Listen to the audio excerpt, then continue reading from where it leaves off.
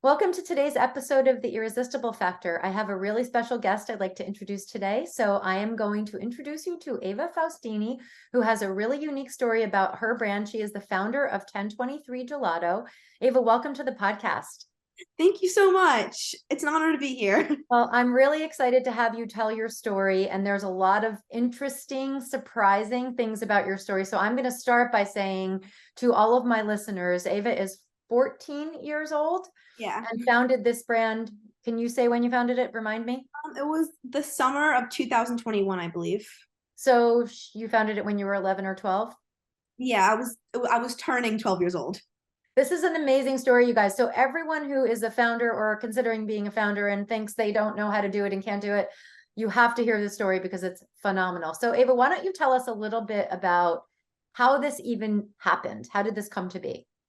So, after quarantine, I saw on the news and everything about how everybody was so separated in a way.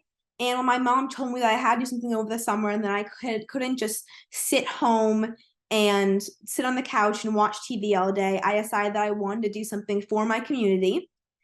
And I decided that I was going to start my own popsicle business where I was selling dairy-free gelato, sorbet, and normal gelato popsicles.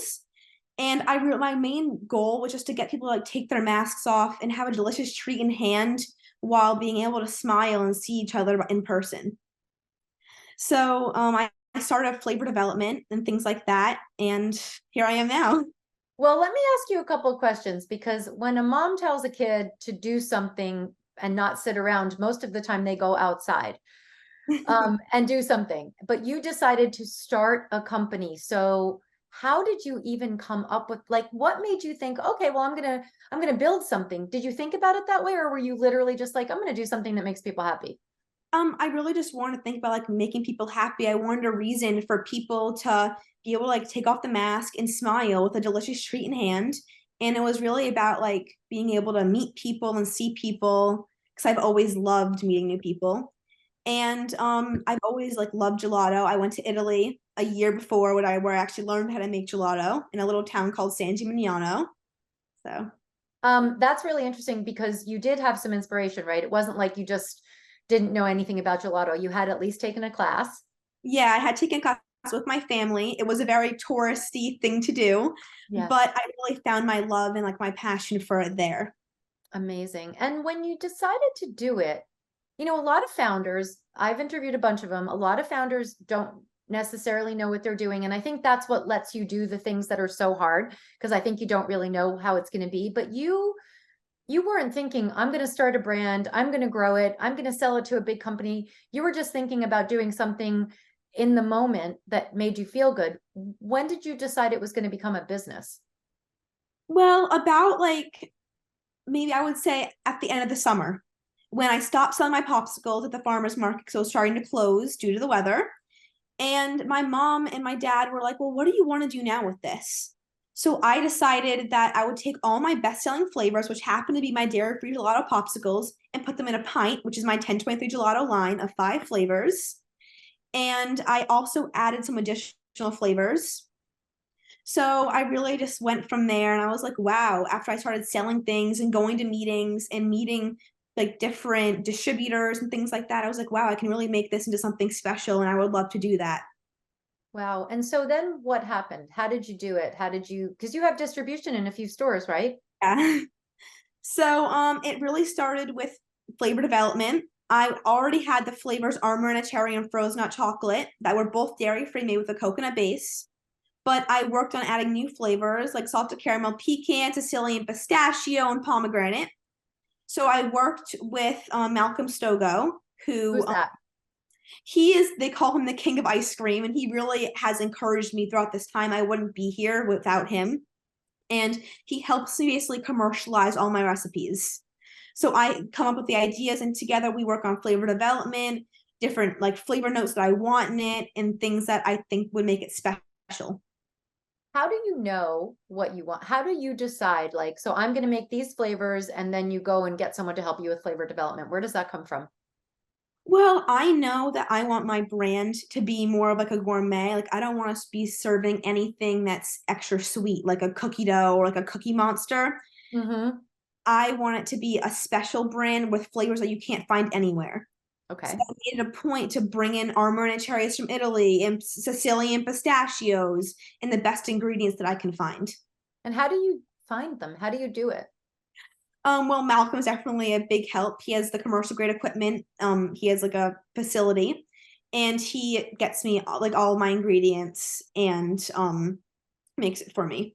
How did you get connected to him? Actually, my dad, he had done tons of research and he found him. He's like, I think that this would be the best fit for you. So I emailed him and we like called a little bit, and then finally, I drove up to see him and we had our meeting. And he's like, I really believe in you, and I think that you can create something special. So That's he's incredible. like, help me, and yeah. That's incredible. And talk about, so I mean, I think if people didn't hear me saying how old you were at the beginning, they wouldn't believe how old you are. So how did you, like, now you have a business. Do you know how to make business plans? Is that something that you do? I know you have help from your parents, but you're also doing a lot of this on your own, and you have definitely got the entrepreneurial spirit for sure. So do you do all the things like that? Well, everything like when it comes to going to meetings and getting new clients and things like that, I handle all that myself. And my parents know that I kind of need my space. And I do all my deliveries myself, but sadly, because I can't drive, I really rely on them to bring me places. Yeah, of course. Of course. But I mainly handle like everything myself, and I try my best to like not ask for help if it's not needed. I really think it's important for me to learn how to do Yeah. things. Do you do like financial planning? Do you figure out your cost of goods? Like are you doing all of that stuff? So I try my best to keep my costs as low as it can with still trying to have a good product. Mm-hmm. And because of like just like today in general, like prices have gone up on things. Mm-hmm. So I'm constantly trying to find different ways to keep the same like way that I'm making it and Yeah. keep the same like good flavor of it, and Yeah. like the same creaminess with like ingredients that maybe are coming at a cheaper price to keep my costs the same. How many stores do you have distribution in right now? I currently am in Sickles Market, both the red like both locations that they have. Ferrucci's Market in Little Silver. I'm also in Mugsy's in Point Pleasant, Mm-hmm. and it's also sold at Bonacera. Wow. Okay. So how do you make sure that you have the right amount for supply? Like, do you know every month what's going to happen? Are you trying actively to get new distribution? So it's definitely harder because Mhm. um in the summertime I'm selling both my popsicles. Like I enjoy personally going out. I do different private events and things like that. So we have two giant chest freezers in the garage, and Malcolm, who's my co-packer, works his facility is about an hour away. So I tell him what I need. Usually I order more during the summertime than the winter because obviously I'm selling more in the summertime. Yeah. Um, and I kind of just get it in stock in my garage. I have two giant chest freezers, and whenever a restaurant needs it or a store needs it, I'm constantly emailing them if they need anything. Yeah. Um, and are you finding, like, are you looking for more, like, are you wanting to grow it? Are you looking for more stores to carry it? Or are you feeling good about what you're doing right now? I would definitely love to grow it, and that's my main thing that I like to do in the next 6 months. I'm currently working on 15 more flavors, Mm-hmm. dairy free and regular gelato, to add to my line. I also like to get into a few more stores, like local businesses, um, Mm-hmm. local pasta shops, and things that both all clientele will be at. So older kids, Yeah. adults, younger, like little kids, so things like that. What's been, I want to ask you two questions and you can answer them in whatever order you want. I want to know what the most exciting and fun part has been, and I want to know what the most challenging part has been. So I think that the most fun part is definitely like meeting new people. I've always like loved meeting new people and talking to them. So I think that I just love doing like private events. Recently, I did an event at an elderly home, Mm-hmm. and it was like so much fun. I met tons of people and it was just like such a good experience for me. So I love going out there and being able to share my story with others. Yeah. Yeah. I would say the most difficult part is kind of like balancing it.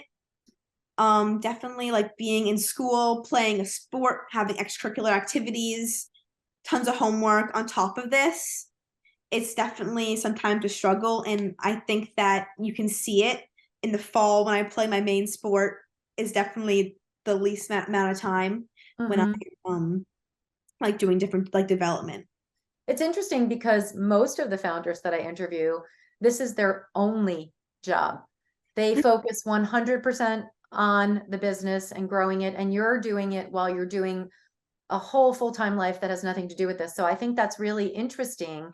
Do you get exhausted? Do you ever get to the place where you're like, no, I can't do it anymore. I just can't. Not really. I mean, I really just love it. And I like prepare myself for it. I know that school's coming up. I'm gonna play a sport. I'm gonna be making new friends, things like that. So I really think, oh, summertime, I'm gonna start on flavor development. Like recently, we have a fig tree in my backyard. I decided that I was gonna start working on a new fig gelato. So I schedule out my time for different things.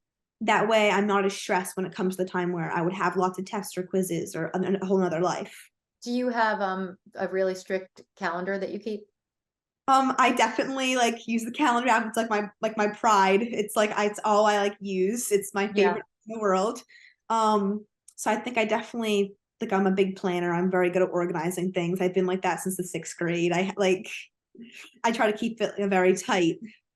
You must have to. I mean, you're living two completely different lives. One is the life of a founder of a brand, which is so hard, and then the other is a high school kid. That's an athlete. That's so full. Do you feel like you're making trade-offs like with your personal life and your school life I and mean, in service no, of the business? because I feel like my parents always tell me that my academics will come first because it always like matters more. Not Yep, that like I need to keep my priorities straight because my academics will show for the rest of my life. right. So I've always like kept that as a first. And now that I'm on a varsity sport, it's definitely harder. Yeah. But I kind of take downtime during my time when I'm playing a hard sport versus like the winter or the summertime when I'm not playing a sport. Yep. Yep. Um, how much help do you have on the business side? My parents definitely like help a lot because I can't drive. So it's definitely like really hard for me to get things done when like I have to like schedule it around like my parents' schedule as well. Cause it's like, oh well, when can you drive me? I need to go Yeah. here, I need to do this. In addition to I need to be at school, I need to go to this practice, I need to be doing this flavor development. So funny. And when you go to, so do you go present to like, did you present to Sickles? Did you present to Buenos Aires? So I started with usually I like meet the owner first. Hmm. I do the meeting all by myself. I make sure that I talk about it. I don't want anybody to think that it's my parents who like, and I'm just like the face of it because I try my best for people to know like how hard I work to. Yeah. What's the reaction you're getting from people? Are they surprised? People are definitely surprised. Yeah. They first seem to like, oh, like she like okay, like maybe she's a teenager, and then I'm like, oh yeah, I'm 14. They're like, what? You're 14? I'm like, yeah. They're like, how long would you start this? And I go through like everything with them. They're like, it's not that they're amazed by it, but they're kind of just like shocked a little bit. Yeah, it's surprising. I mean, it's a really hard thing to do. And the people it's a hard thing to do to found a business and make it successful and understand how to grow it in a way that is either profitable or at least not losing money. And so there's a lot to it. And I'm sure it's surprising for people when you walk into the room. Do you feel like they treat you the way you would expect to be treated as an adult founder, or do you get a mix? I mean, like when I'm out, like for example, when I'm selling other things, and I'll like be like at farmers markets, things like that, and I'm like, oh hi, like do you want to try this? I'm sampling this. People are definitely a little like taken back by it and they don't know how to react to a young Yeah. child, I guess, coming up to them. But after I tell them my story, I think people start to be like, oh wow, like and then they finally start to understand it. Yeah. And have you met with any bigger stores yet, like any local Whole Foods or anything like that? I haven't yet, but like it's definitely like something I would really love to do. Mm-hmm. And definitely trying really like hard to work on that. But if I would, I don't want to come with just 5 flavors. I would like to have multiple options. So I would first like to focus on making new flavors and releasing them. What made you decide to do the dairy gelato? Because I know you started with non-dairy. Well, personally, the dairy free was always selling the best when I was selling my popsicles in the beginning. So I thought, well, what could go wrong with me selling the dairy free? So I decided to do that, and then people would be like, "Oh, I don't really know about dairy free." They're skeptical at first. Mm-hmm. That it'd be good to not really. It's not that I'm ruining the gelato, but I think that'd be interesting to have like a classic gelato that's Yeah. like exactly the way that I learned how to do it in Italy. Yeah. Yeah. That's so exciting. More Um, personal choice. what was that? It's more of a personal choice for me to do both of them. Yeah. What's next? Where do you want to see this go and how do you think you're going to get it there? So I would definitely like to get into like some bigger stores, Hmm. and work on multiple flavors. And I definitely think that it's hard for me to think about other things. I have so much on my plate already, but I know that I would like to be bigger, and I know that I would like to just go places. Hmm. And even if it doesn't end up happening, I just am appreciative of the experience that I'm getting by doing this. That's awesome. That's a Experience really good I attitude. don't ever get. Like my friends, if I talk to them about something like this, like, well, what are you talking about? It makes sense to me, but not as much to them. Of course not, because mostly people don't know about these things until they're in the middle of them when Yeah. they're, you know, done with all the other things. So it's like life experience. I think Yeah. that I would like get out of this the most. Okay. Anything else that we haven't covered that you want to share about what you're doing or what your vision is? Um, I really don't think so. I think that we all like covered it all really well.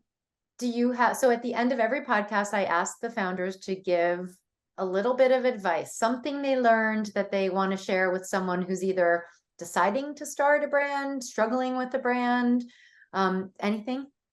I would definitely say it's like don't stop if you feel that people are like if you feel that you're failing. And I've definitely had times where I was like, I can't do this anymore. Like I'm so stressed because it's always adults that are talking to you. But I Yeah. would say for like a young person, don't be afraid of adults and don't be people that are older than you. I'm afraid of adults and I am one. I think that's mainly your like your peers who you're always most Yeah. scared of. But everyone's really just there to encourage you, and they really like it's a good community as long as you're surrounding yourself with people that care about you. Did you get a lot of no's at the beginning? Like, were people like, nah, I'm not interested, or you can't possibly know what you're talking, like, did you get that ever? I think that it's definitely like my parents when they were near me more. I think that people thought that was more approachable. Yeah. After I was like, I need to like do this alone. I need to be able to like tell people like that's it's my story, it's my thing. And at first, I did get some no's, but I know that I need to keep going because there's always that one person that says yes, and when that one person is talking to you and other people over here, it's like, oh wow, listen to what she's doing. She's selling gelato. That flavor sounds great. Yeah. All of a sudden people are interested. Yeah. Yeah. Um, and you haven't raised money yet on your own, right? Like you haven't gone to an investor and tried to get funded or any of those things yet. Um, Okay. So that'll be interesting to hear about. I want to keep in touch with you because I want to see where you take the brand and I'd love to know, like I think in, 6 months or something when you've got your other flavors developed and you start to get more distribution, I'd love to have you back on just to share what's yeah. happened and how you've progressed. I think it's really fantastic what you're doing. Thank you. I'm Yeah. actually currently also trying to move from I've been labeling all my pints myself Oh, wow. with stickers. I'm working on custom pints currently for each flavor. Wow. Okay. That's a lot of work. You do a lot of work. Yeah. A But lot of work. it's actually like kind of soothing at first when you put the labels on. Oh, that's funny. A lot of people say that about certain kinds of tasks, and that's probably one of them where your brain just shuts down and you can, yeah. And then you realize, wow, I have 400 left to go. Maybe I should start doing this faster. That's amazing. I'm so impressed. I'm blown away, and I cannot wait to get this podcast up. Thank you so much.